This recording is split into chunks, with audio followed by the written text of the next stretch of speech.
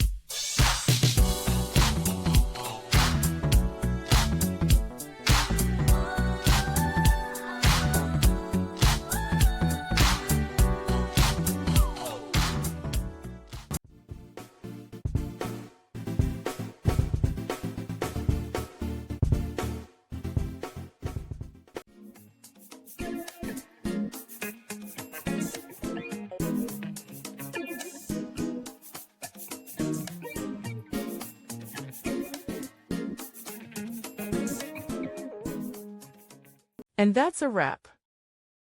I hope you found the answer you were looking for. If you did, take a second to hit that subscribe button. It really helps out. And let me know in the comments which solution worked best for you. See you next time in the debug zone.